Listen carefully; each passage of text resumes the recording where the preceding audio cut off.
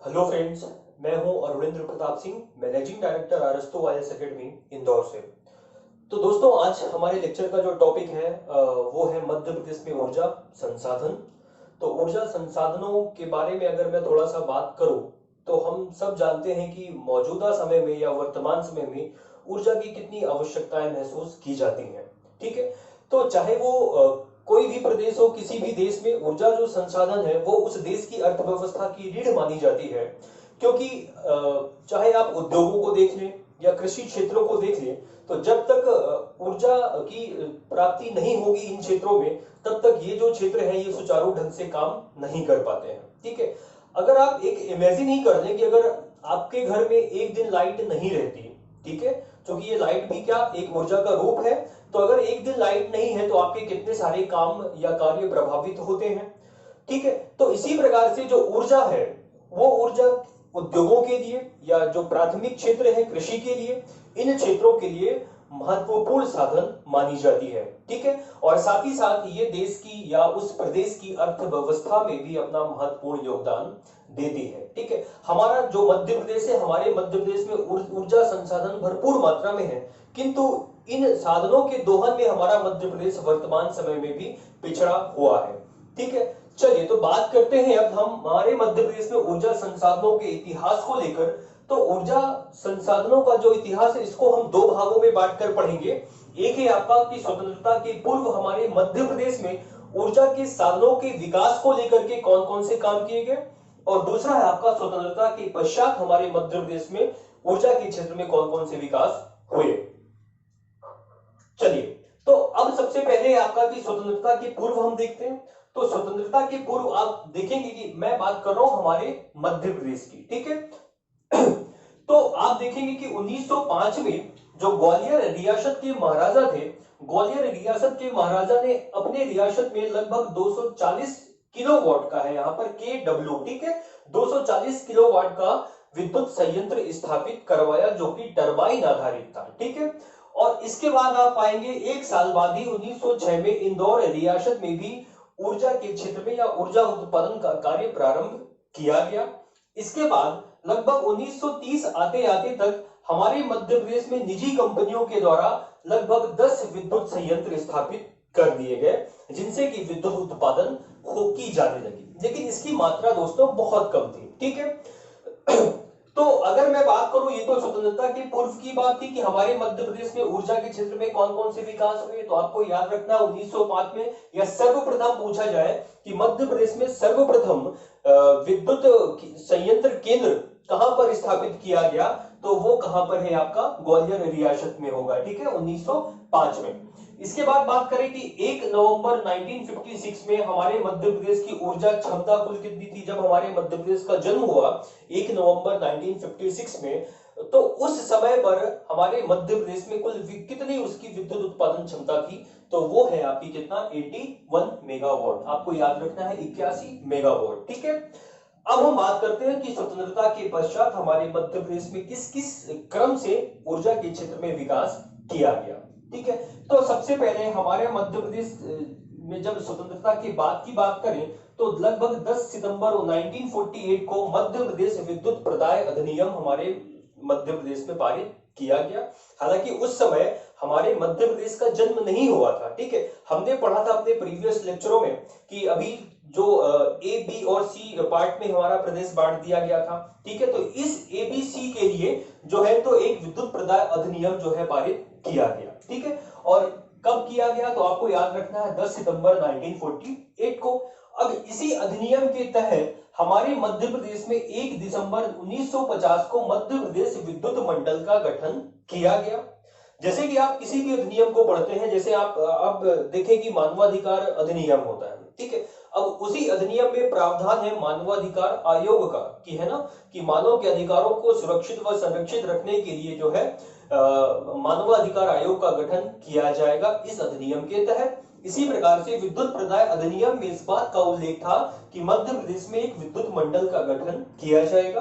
तो इस प्रकार से 1 दिसंबर 1950 को मध्य प्रदेश में विद्युत मंडल का गठन किया गया। ये आपको फैक्ट्स याद रखने, क्योंकि ये प्रीलिम्स की परीक्षा में भी पूछे जाते हैं। ठीक है।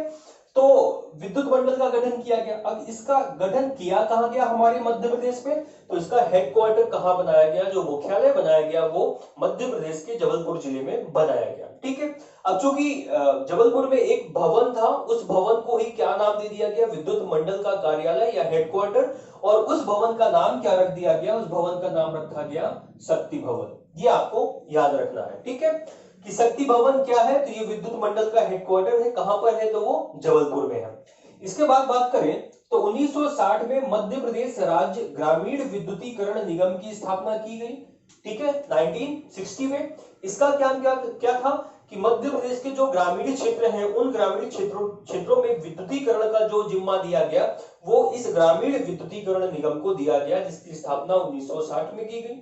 अब इसका हेडक्वार्टर, इसका मुख्यालय मध्य प्रदेश की राजधानी भोपाल में है। ठीक है, इसके बाद बात करें तो मध्य प्रदेश में ऊर्जा स्रोतों के विकास के लिए, क्योंकि मध्य प्रदेश में ऊर्जा जब स्रोतों के बारे में हम पढ़ते हैं तो पारंपरिक स्रोत भी आते हैं और गैर पारंपरिक स्रोतों को भी हम शामिल करते हैं।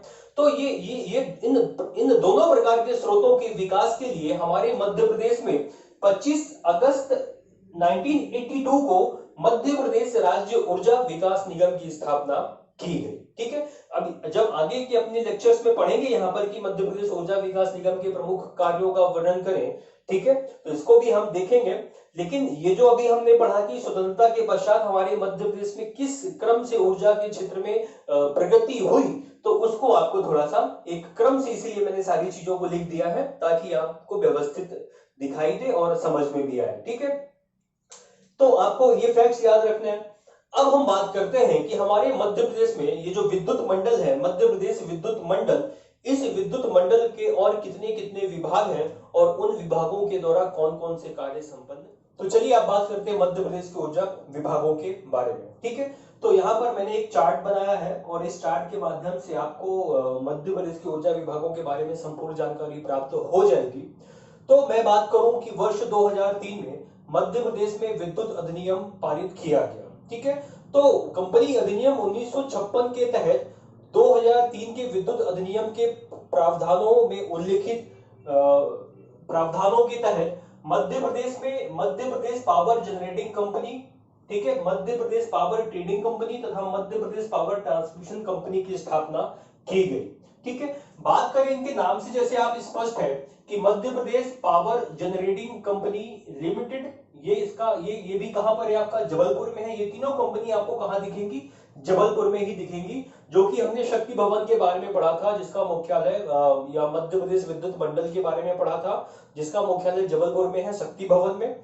तो उसी शक्ति भवन में ये 3 विद्युत कंपनी लिमिटेड का जो है स्थापना की गई। ठीक है, तो मध्य प्रदेश पावर जनरेटिंग कंपनी की स्थापना की गई वर्ष 2005 में, और इसी प्रकार पावर ट्रांसमिशन कंपनी की स्थापना भी की गई वर्ष 2005 में विद्युत अधिनियम 2003 के प्रावधानों के तहत। ठीक है, तो मध्य प्रदेश पावर ट्रेडिंग कंपनी की स्थापना फिर कब हुई, इसकी स्थापना हुई वर्ष 2006 में।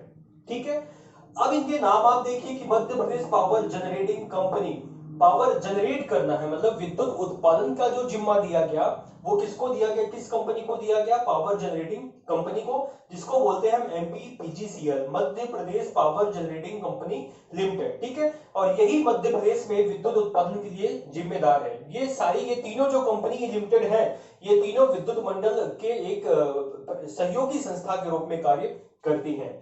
इसके बाद बात करें पावर ट्रेडिंग कंपनी के बारे में, तो पावर ट्रेडिंग कंपनी अब चूंकि विद्युत बनाने का काम करेगी जनरेटिंग कंपनी, और ये काम करेगी ट्रेड करने का, कि मतलब किस क्षेत्र को कितनी विद्युत सप्लाई की जानी चाहिए, किस राज्य को बेचनी है, किस राज्य को देनी है, ये काम कौन देखेगा, कौन सी कंपनी देखेगी, मध्य प्रदेश पावर ट्रेडिंग कंपनी। ठीक है, इसके बाद है आपका है मध्य प्रदेश पावर ट्रांसमिशन कंपनी। ठीक है, ट्रांसमिशन कंपनी का काम क्या होगा कि जनरेट ये करेगी, ट्रांसमिशन ये करेगी, और बेचने का काम, ट्रेडिंग करने का काम कौन सी कंपनी करेगी, मध्य प्रदेश ट्रेडिंग कंपनी। ठीक है, तो ये नाम से ही स्पष्ट है आपको कि किस कंपनी का कौन सा काम या किस कंपनी के द्वारा कौन सा काम किया जाता होगा। ठीक है, अब ये ठीक है, इसके बाद मैं बात करूं कि आपको पता चल गया कि किस कंपनी की स्थापना कब की गई, किस अधिनियम के तहत की गई। इसके बाद मध्य प्रदेश पावर ट्रेडिंग कंपनी को 3 भागों में बांट दिया गया। कहने का मतलब कि 3 विद्युत वितरण क्षेत्रों में बांट दिया गया, ठीक है। और ये 3 विद्युत वितरण क्षेत्र कौन कौन से हैं? जैसे पहला हो गया आपका मध्य प्रदेश पश्चिमी क्षेत्र विद्युत वितरण कंपनी, ठीक है। ये आपको पश्चिमी क्षेत्र अभी मैं मैप में बताऊंगा। दूसरा है आपका मध्य प्रदेश मध्य क्षेत्र विद्युत वितरण कंपनी, और तीसरा है मध्य प्रदेश पूर्व क्षेत्र विद्युत वितरण कंपनी, ठीक है। तीन क्षेत्रों में बांट दिया गया, पश्चिमी क्षेत्र, मध्य क्षेत्र और पूर्वी क्षेत्र, ठीक है। अब आपको पता है कि हमारे मध्य प्रदेश में कितने संभाग है? कुल 10 संभाग है, और इन 10 संभागों में विद्युत की सप्लाई करने के लिए हमने इस 10 संभागों को 3 भागों में बांट दिया। एक का नाम दिया पश्चिमी क्षेत्र, दूसरे का नाम दिया मध्य क्षेत्र और तीसरे का नाम दिया पूर्वी क्षेत्र, ठीक है। तो जैसे ये है आपका नंबर 3 में है आपका पूर्वी क्षेत्र। तो पूर्वी क्षेत्र का हेडक्वार्टर कहां पे रखा हमने? जबलपुर रखा, ठीक है।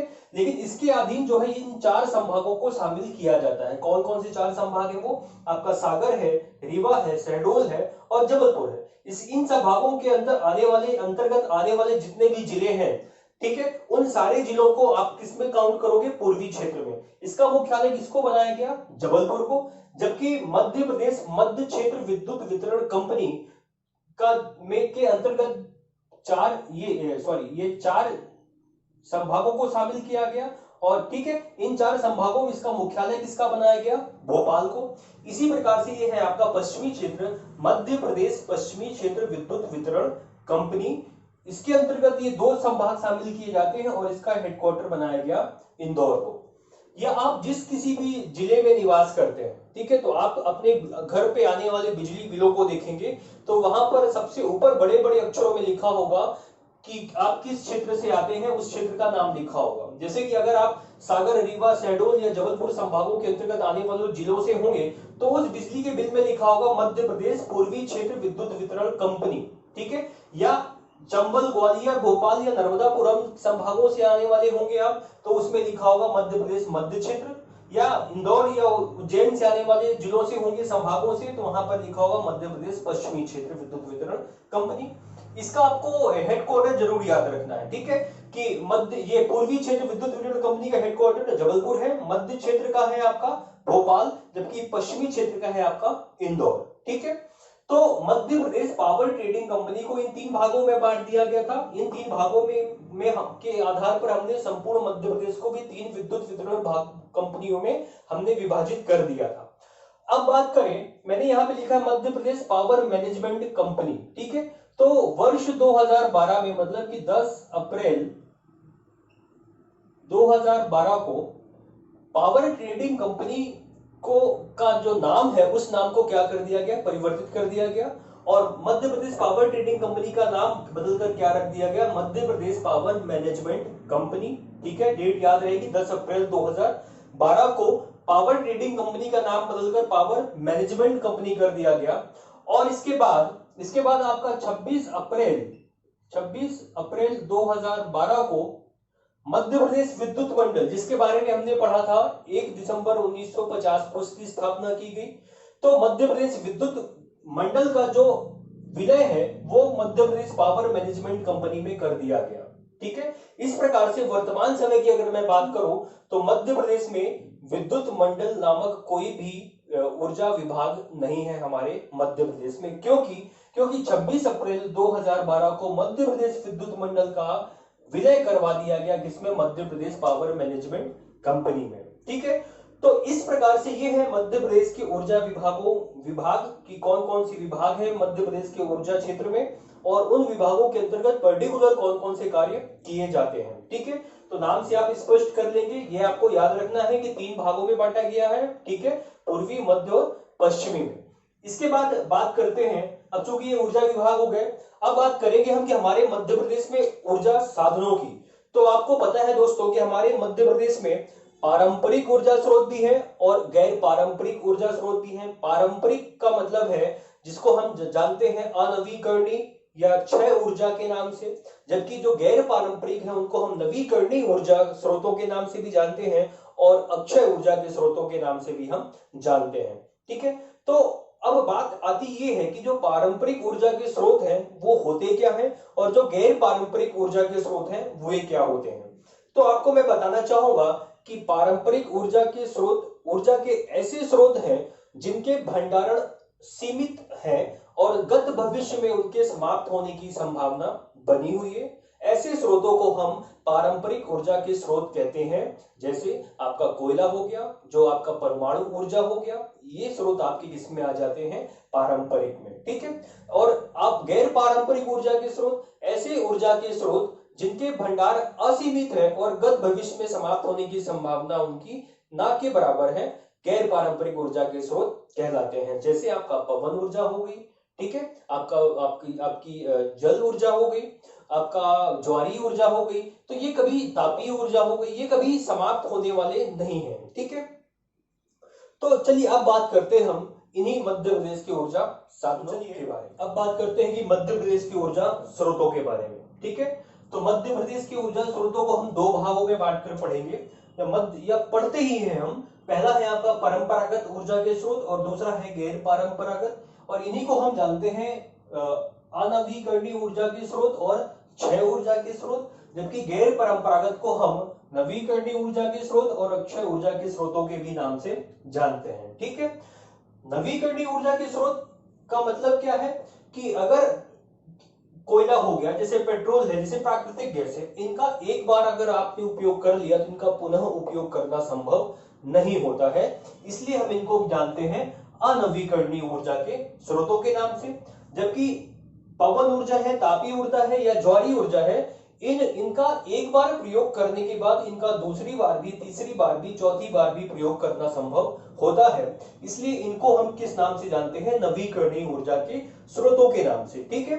फिर बात करें कि क्षय ऊर्जा के स्रोत। क्षय ऊर्जा के स्रोत क्या है, क्योंकि निकट भविष्य में इनके समाप्त होने की संभावनाएं बनी है, समाप्त हो सकते हैं ये, इसलिए इनको हमने नाम दिया क्षय ऊर्जा के स्रोत। जबकि आपका पवन है, तापीय ऊर्जा है, ज्वारीय ऊर्जा है, ये निकट भविष्य में समाप्त नहीं हो सकते, या इनके समाप्त होने की संभावना ना के बराबर है, इसलिए हमने इनको रखा किसमें, अक्षय ऊर्जा के स्रोतों में। ठीक है। अगर डिफिनीशन बनती है, आप गैर परंपरागत ऊर्जा स्रोतों को बताइए 3 मार्कर में, गैर परंपरागत ऊर्जा स्रोतों को बताइए 3 मार्कर में, या इनके नाम से भी आता है तो आपको लिखना यही है। ठीक है।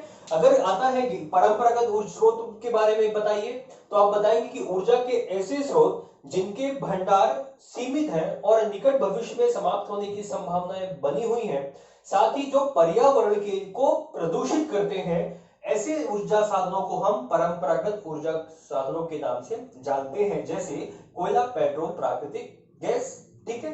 जबकि गैर परंपरागत में क्या लिखेंगे कि ऊर्जा के ऐसे स्रोत जिनके भंडार असीमित है और निकट भविष्य में समाप्त होने की संभावना ना के बराबर है और ये पर्यावरण को दूषित नहीं करते हैं, जैसे पवन ऊर्जा, तापीय ऊर्जा और ज्वारीय ऊर्जा। ठीक है। अब इनमें सबसे पहले हमें पढ़ना है परंपरागत ऊर्जा स्रोतों के बारे में। ठीक है। अब यहां पर जैसे मैंने लिखा है, कोयला है, पेट्रोल है, प्राकृतिक गैस है। आपको पता है कि कोयला हमारे मध्य प्रदेश में या मध्य प्रदेश का एक महत्वपूर्ण खनिज है, और इसी कोयले के आधार पर हमारे मध्य प्रदेश में कई सारे ताप विद्युत संयंत्रों की स्थापना की गई है। ठीक है। अगर मैं वर्तमान समय की बात करूं तो मध्य प्रदेश की 70% ऊर्जा की आवश्यकताओं की पूर्ति जो है तो वो परंपरागत ऊर्जा साधनों से ही प्राप्त होती है, और परंपरागत ऊर्जा स्रोतों में भी सर्वाधिक किससे होती है, तो वो है आपका कोयला। ठीक है। तो अब हमें पढ़ना है इन्हीं कोयलों पर आधारित मध्य प्रदेश में स्थापित ताप विद्युत संयंत्रों के बारे में। अब हम बात करते हैं मध्य प्रदेश में स्थित प्रमुख ताप विद्युत संयंत्र। ठीक है दोस्तों। तो सबसे पहले अभी जो हमने बात की थी परंपरागत और गैर परंपरागत की, तो अब हम बात कर रहे हैं परंपरागत ऊर्जा स्रोतों में, और उनमें सबसे पहला है आपका ताप विद्युत संयंत्र। तो दोस्तों हमने पढ़ा था कि जो ताप विद्युत संयंत्र स्थापित किए जाते हैं उनके लिए जो प्रमुख आधार है, जो प्रमुख खनिज है, वो कोयला होता है। ठीक है। इन्हीं कोयलों के आधार पर ये ताप विद्युत संयंत्र स्थापित किए जाते हैं। ठीक है। तो कोयलों के प्रयोग से जिन ग्रहों में बिजली पैदा की जाती है उन्हें ताप विद्युत ग्रह कहा जाता है। ठीक है। अब बात करेंगे हमारे मध्य प्रदेश में प्रमुख रूप से कौन कौन से ताप विद्युत ग्रह हैं। तो यहां पर मैंने मध्य प्रदेश का मैप बनाया है और कोशिश की है कि आपको इसी मैप के माध्यम से ताप विद्युत ग्रह और उसकी अवस्थिति और साथ ही उसमें उस विद्युत ग्रह से कितनी विद्युत पैदा की जा रही है वर्तमान समय में, वो सारी चीजें मैंने बताने का प्रयास यहाँ पर किया है। ठीक है, तो चलिए सबसे पहले हम बात करते हैं छतरपुर से बात करते हैं कि छतरपुर में आपका है। हालांकि हम बाद में अभी इसके बाद हर विद्युत ताप विद्युत ग्रह के बारे में सेपरेट रूप से चर्चा करेंगे, अलग से चर्चा करेंगे। ठीक है, लेकिन यहाँ पर सिर्फ आप जान लें कि कौन सा ताप विद्युत ग्रह किस जिले से संबंधित है, कहां पर स्थित है। ठीक है, और उसकी ताप विद्युत ग्रह की जो ऊर्जा उत्पादन क्षमता है वो कितनी है। तो चलिए बात करते हैं सबसे पहले छतरपुर में। छतरपुर में कौन सा ताप विद्युत ग्रह है? बुंदेलखंड ताप विद्युत ग्रह, जिसकी कुल कितनी विद्युत उत्पादन क्षमता रखी गई है? 2640 मेगावाट की। ठीक है, इसके बाद है आपका सिंगरौली। सिंगरौली के बैढ़न नामक स्थान पर है आपका विंध्याचल सुपर ताप विद्युत ग्रह। ठीक है, यह मध्य प्रदेश का सबसे बड़ा ताप विद्युत ग्रह है, जो कि सोवियत संघ के सहयोग से स्थापित किया गया था सिंगरौली जिले में। ठीक है, इसकी कुल विद्युत उत्पादन क्षमता है 4760 मेगावाट। ठीक है, तो इसके बाद आपका आता है बिरसिंहपुर। बिरसिंहपुर में एक स्थान है, उमरिया जिला है आपका, उमरिया जिला में है बिरसिंहपुर पाली। यहां पर स्थापित है आपका संजय गांधी ताप विद्युत ग्रह, और इसकी जो कुल विद्युत उत्पादन क्षमता है वर्तमान समय में वो 1340 मेगावाट। फिर बात करते हैं हम अनूपपुर के चचाई नामक स्थान पर आपका अमरकंटक ताप विद्युत ग्रह स्थित है, जिसकी की कुल विद्युत उत्पादन क्षमता वर्तमान समय में 450 मेगावाट है। फिर बात करिए आप मध्य प्रदेश के नरसिंहपुर जिले में। नरसिंहपुर में है आपका गाडरवाड़ा ताप विद्युत ग्रह, और 1600 मेगावाट है इसकी विद्युत उत्पादन क्षमता। और जबलपुर में है आपका जबलपुर ताप विद्युत ग्रह। ठीक है, इसकी विद्युत उत्पादन क्षमता है 151 मेगावाट। इसके बाद आपका सिवनी जिले में है, नाम है आपका झाबुआ ताप विद्युत ग्रह। ठीक है, इसको थोड़ा सा याद रखिएगा कि सिवनी जिले में कौन सा है? झाबुआ ताप विद्युत ग्रह। ये झाबुआ में नहीं है, कहां पर है? सिवनी जिले में। इसमें 600 मेगावाट इसकी उत्पादन क्षमता रखी गई है। इसके बाद बात करें छिंदवाड़ा जिला में है आपका पेंच ताप विद्युत ग्रह 420 मेगावाट का। फिर आपका बैतूल के सांडी नामक स्थान में है आपका सतपुड़ा ताप विद्युत ग्रह। इसकी विद्युत उत्पादन क्षमता है 1330 मेगावाट। और इसके बाद है बुरहानपुर। बुरहानपुर में आपका चांदनी ताप विद्युत ग्रह। जब ये स्थापित हुआ था तब वो खंडवा जिला में था, लेकिन खंडवा फिर अलग हो गया बुरहानपुर से, तो ये अब कहां पर शामिल किया जाता है? बुरहानपुर जिले में। ठीक है, यह मध्य प्रदेश का पहला ताप विद्युत ग्रह भी है जो कि नेपा नगर के लिए विद्युत की सप्लाई के लिए स्थापित किया गया था। ठीक है, चांदनी ताप विद्युत ग्रह बुरहानपुर में है, 77 मेगावाट इसकी वर्तमान में उत्पादन क्षमता है। इसके बाद आपका खंडवा जिला में दो है आपका, एक है संत सिंगाजी ताप विद्युत ग्रह और दादाजी धोनी वाले ताप विद्युत ग्रह। संत सिंगाजी का है आपका 1200 मेगावाट की उत्पादन क्षमता, जबकि दादाजी धोनी वाले ताप विद्युत ग्रह में 200 मेगावाट उत्पादन क्षमता रखी गई है। ठीक है, फिर नेक्स्ट है आपका बीना एक तहसील है सागर जिले की, तो यहां पर स्थापित है आपका बीना ताप विद्युत ग्रह, जिसकी कुल उत्पादन क्षमता है 250 मेगावाट। तो ये तो है मध्य प्रदेश के प्रमुख ताप विद्युत ग्रह और उनकी उत्पादन क्षमता। तो आपको प्रीलिम्स के दृष्टिकोण से याद रखना है कि मध्य प्रदेश का सबसे बड़ा ताप विद्युत ग्रह कौन सा है? विंध्याचल सुपर ताप विद्युत ग्रह। कहां पर है? सिंगरौली के बैढ़न नामक स्थान में। सबसे पहला कौन सा है? तो आपका चांदनी ताप विद्युत ग्रह है, यह मध्य प्रदेश के बुरहानपुर जिले में। इसकी जो क्षमता है वो है 77 मेगावाट। अब बात आती है दोस्तों, यहां पर आपको देखना है, यहां पर कुछ मैंने साइन बनाए हुए हैं। ठीक है, जैसे ये रेड कलर से स्टार्स बने हुए हैं, तो इनका तात्पर्य क्या है? तो देखिए यहाँ पर तीन चीजें मैंने लिखी हैं। तो रेड स्टार जो है उसका मतलब है कि वो ऐसे विद्युत संयंत्र हैं, ऐसे ताप विद्युत संयंत्र हैं जिनका संचालन एनटीपीसी के द्वारा किया जाता है। ठीक है, national thermal power corporation limited है आपका एनटीपीसी, जो कि 1975 में स्थापित किया गया था केंद्र सरकार के द्वारा। तो एनटीपीसी के द्वारा संचालित ऐसे कितने ताप विद्युत ग्रह हैं हमारे मध्य प्रदेश में? तो एक है आपका बुंदेलखंड ताप विद्युत ग्रह। ठीक है, छतरपुर में, ये भी एनटीपीसी के द्वारा संचालित है। फिर आपका विंध्याचल सुपर ताप विद्युत ग्रह, ये भी सिंगरौली जिले में है और ये भी एनटीपीसी के द्वारा संचालित है। इसके बाद देखिए आप गाडरवाड़ा ताप विद्युत संयंत्र कहां पर है? ये है आपका नरसिंहपुर जिले में, ये भी एनटीपीसी के द्वारा संचालित है। और है आपका दादाजी धूनी वाले 2000 मेगावाट का की क्षमता वाला ताप विद्युत गृह, यह भी एनटीपीसी के द्वारा संचालित है। ठीक है, तो थोड़ा सा ये याद रखना है आपको। इसके बाद मैंने बनाया है ये ट्रायंगल का, जो कि मध्य प्रदेश विद्युत मंडल के द्वारा संचालित है, और वो है आपका जबलपुर ताप विद्युत संयंत्र, जो कि जबलपुर जिले में स्थित है। ठीक है, तो जबलपुर ताप विद्युत गृह मध्य प्रदेश का एकमात्र ऐसा विद्युत गृह है जो कि मध्य प्रदेश विद्युत मंडल के द्वारा संचालित होता था।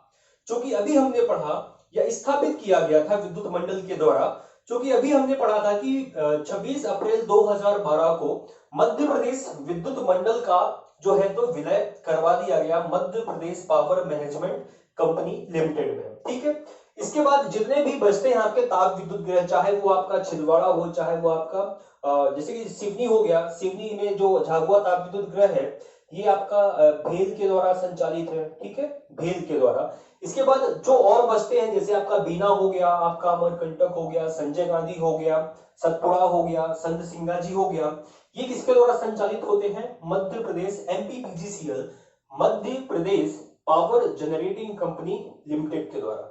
अभी हमने पहले किया है इसको, इसके बारे में हमने पढ़ा है। ठीक है, तो एमपीपीजीसीएल के द्वारा बाकी बचे जितने भी ताप विद्युत गृह हैं उनका संचालन किया जाता है।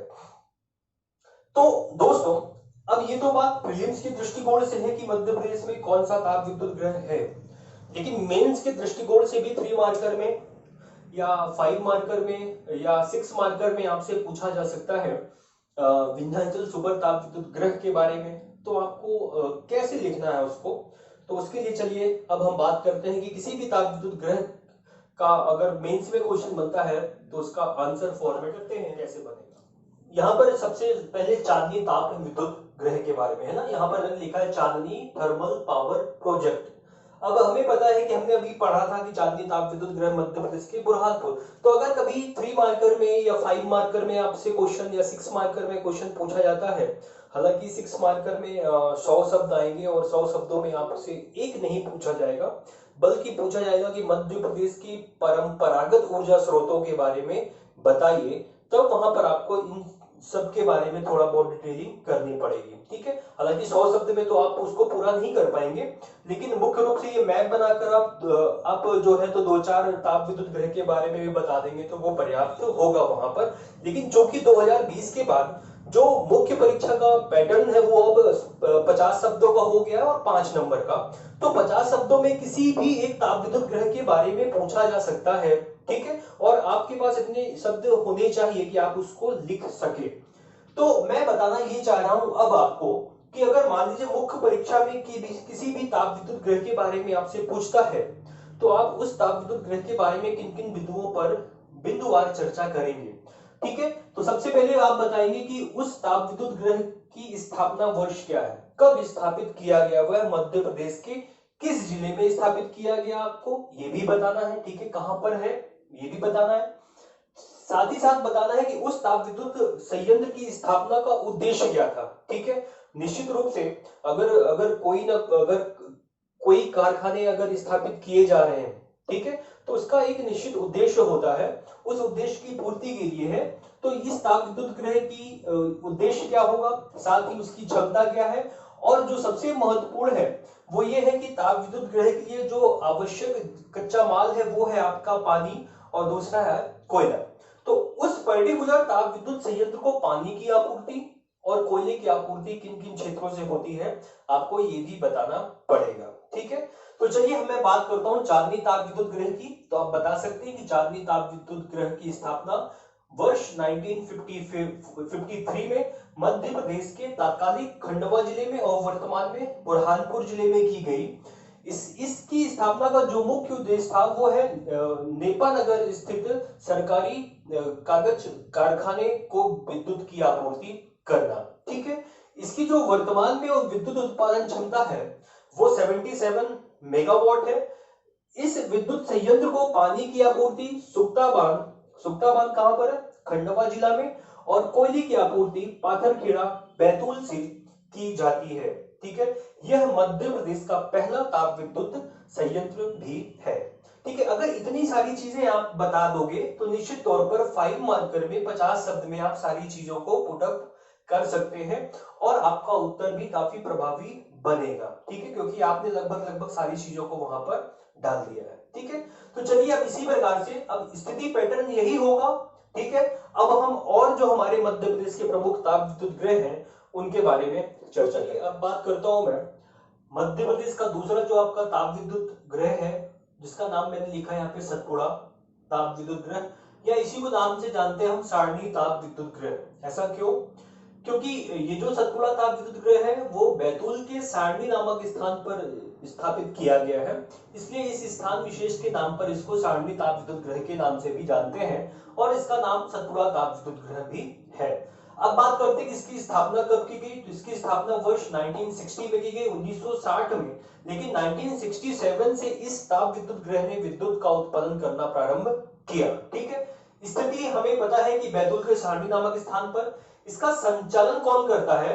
इसका संचालन एमपीपीजीसीएल के द्वारा किया जाता है। वो मैंने आपको जब हमने मैप अभी देखा था, मैप में सारी चीजें मैंने बताई थी, तो आपको इस तथ्य को भी सभी के साथ जोड़ते जाना है कि पर्टिकुलर ताप विद्युत संयंत्र का संचालन किसके द्वारा किया जाता है। या तो एमपीसीजीएल होगा, ठीक है, या तो एनटीपीसी होगा, या तो गेल होगा आपका। ठीक है, तो सतपुड़ा ताप विद्युत गृह का संचालन कौन करता है? मध्य Pradesh power generating company limited के द्वारा।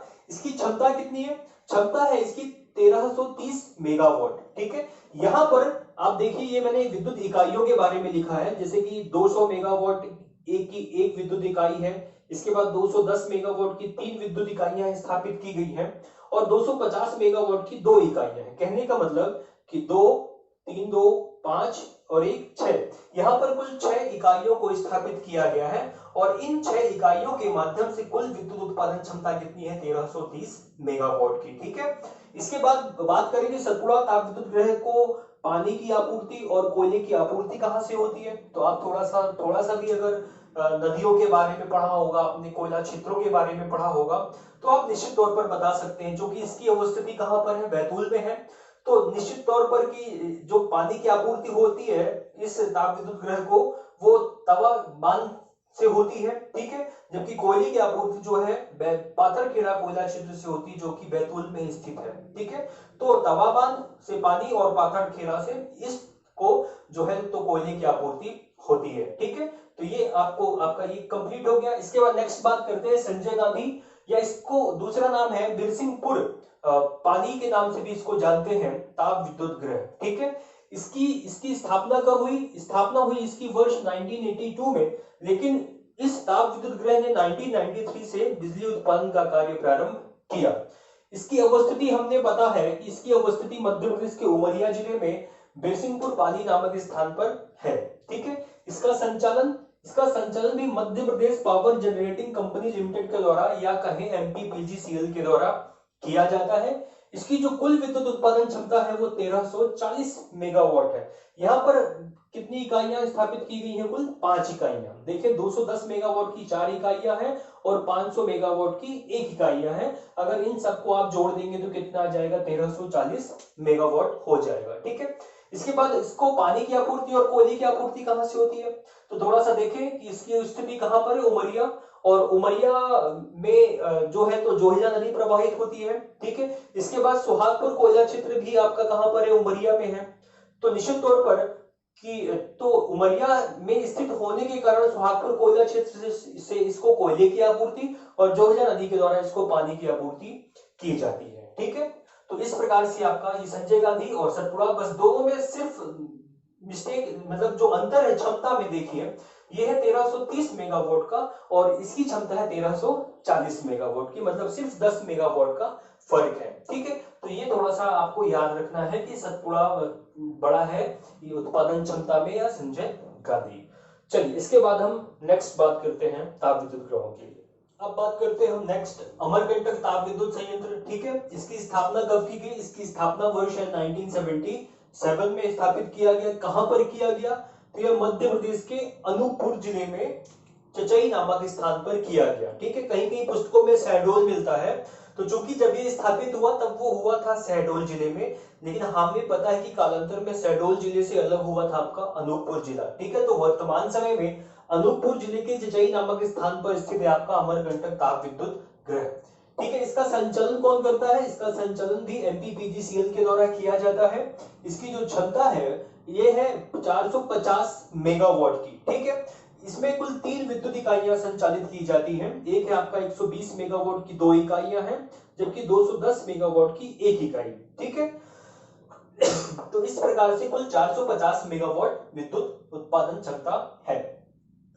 अगर आपूर्ति की बात करें कि पानी की आपूर्ति कहां होती, तो फिर से देखिए कि अनूपपुर कहां पर है। ठीक है, तो सोन नदी से पानी की आपूर्ति होती है, जबकि सुहागपुर कोयला क्षेत्र से इस ताप विद्युत ग्रह को कोयले की आपूर्ति की जाती है। ठीक है, तो ये फैक्ट्स आपको याद रखने हैं। फिर बात करें कि विंध्याचल सुपर ताप विद्युत ग्रह। विंध्याचल को सुपर ताप विद्युत ग्रह क्यों बोला हमने? क्योंकि ऐसे विद्युत ग्रह जिनकी उत्पादन क्षमता लगभग 4000 मेगावाट से अधिक होती है उन्हें सुपर विद्युत ग्रह कहा जाता है, या जिन्हें हम यूएमपीपी में शामिल करते हैं, अल्ट्रा मेगा पावर प्रोजेक्ट में। ठीक है, तो बात करें हम इसकी स्थापना जो है तो 1982 में श्रीमती इंदिरा गांधी जी के द्वारा इसका जो है तो नींव रखी गई इस ताप विद्युत ग्रह की। इसकी स्थिति कहां पर है? ये सिंगरौली के बैठक नामक स्थान पर स्थापित किया गया। ठीक है, अब चूंकि इसका जो कार्य था वो 2 चरणों में प्रारंभ किया गया। पहला चरण जो है उसमें 6 विद्युत इकाइयां बनाई गई 210 मेगावाट की, जबकि द्वितीय जो चरण था उसमें 500 मेगावाट की 7 इकाइयां बनाई गई। ठीक है, तो थोड़ा सा ध्यान ये देना है आपको कि जो प्रथम चरण था और ये द्वितीय चरण, तो प्रथम चरण जो है तो वो रूस के सहयोग से निर्मित किया गया, जबकि जो द्वितीय चरण है वो विश्व बैंक के सहयोग से निर्मित किया गया। ठीक है, इसकी जो कुल विद्युत, इसका जो संचालन करता है वो कौन है? एनटीपीसी के द्वारा किया जाता है। फिर नेक्स्ट है इसकी जो कुल विद्युत उत्पादन क्षमता है वर्तमान समय वो है 4760 मेगावाट। कहने का मतलब हमारे मध्य प्रदेश का सबसे बड़ा जो ताप विद्युत ग्रह है वो है आपका विंध्याचल सुपर ताप विद्युत ग्रह। ठीक है, तो आपको याद रखना है कि रसिया के सहयोग से, फिर कालांतर में वर्ल्ड बैंक के वित्तीय सहयोग की मदद से इसका द्वितीय चरण प्रारंभ किया गया, जिसके तहत 500 मेगावाट की कुल 7 विद्युत इकाइयां संचालित की गई। तो निश्चित तौर पर यहाँ पर देखिए 6 ये इकाइयां हैं, 7 ये इकाइयां हैं, तो 13 इकाइयों के द्वारा जो है तो इसमें विद्युत पैदा की जाती है। तो निश्चित तौर पर ये मध्य प्रदेश का सबसे बड़ा ही होगा। फिर आपूर्ति की बात करेंगे, पानी की आपूर्ति, तो इसको रिहंद नदी में जो बांध बना हुआ है गोविंद बल्लभ पंत बांध, वहां से इसको पानी की आपूर्ति की जाती है, जबकि कोयले की आपूर्ति इसको जो है तो सिंगरौली कोयला क्षेत्र से की जाती है। ठीक है, सिंगरौली कोयला क्षेत्र। तो निश्चित तौर पर हमने पढ़ा था कि यहाँ पर जो है तो सबसे कोयले की मोटी तहें पाई जाती हैं, तो सिंगरौली में स्थापित होने के कारण कोयला क्षेत्र भी कौन सा? आपका सिंगरौली कोयला क्षेत्र। ठीक है, तो इस प्रकार से जितने भी है मध्य प्रदेश के ताप विद्युत संयंत्र, अब चूंकि सारी जानकारियां मैंने आपको मैप में बता दी थी, ठीक है, कि कहां पर है, विद्युत उत्पादन क्षमता कितनी है, किसके द्वारा संचालित किया जाता है, तो निश्चित तौर पर आने वाले जितने भी अभी ताप विद्युत ग्रह हैं जो बचे हुए हैं, आप उनके बारे में इसी फॉर्मेट के तहत आप उनका लेखन जो है उत्तर लेखन कर सकते हैं। ठीक है, तो मैं समझ कर चलो कि ये चीजें अब आपसे बन जाएंगी। तो यहीं पर ताप विद्युत ग्रह को खत्म करते हैं। और दोस्तों जब अब इसके बाद जो हम करेंगे वो जल विद्युत है, क्योंकि जल के माध्यम से भी हमारे मध्य प्रदेश में कई जल विद्युत परियोजनाएं भी संचालित हैं जिनके माध्यम से विद्युत उत्पन्न की जाती है। तो हमने जब नदियां पढ़ी थी और नदी घाटी परियोजनाओं के बारे में पढ़ा था, तो हमने वहां पर चाहे तो चंबल नदी हो, चाहे नर्मदा नदी हो, चाहे वो सोन हो या बेतवा हो, सारी नदियों पर संचालित परियोजनाओं को हमने पढ़ रखा है। ठीक है, तो जल विद्युत को पढ़ने के लिए आपको नदी घाटी परियोजनाओं में जाना होगा, और वहां पर हमने व्यवस्थित तरीके से हर नदी पर संचालित जल विद्युत परियोजनाओं के बारे में पढ़ा है, तो फिर से यहाँ पर हम रिपीट नहीं करेंगे। ठीक है, तो मैं मान के चलता हूं कि ताप विद्युत संयंत्र के बाद जल विद्युत संयंत्र को आप जो डेटा है वो आप वहां से कलेक्ट कर लेंगे। ठीक है, अब इसके बाद बचता है हमारे मध्य प्रदेश, चूंकि पेट्रोल आधारित या डीजल आधारित या प्राकृतिक गैस आधारित अभी ऐसा कुछ है नहीं, तो उनके बारे में बात यहाँ पर नहीं करेंगे।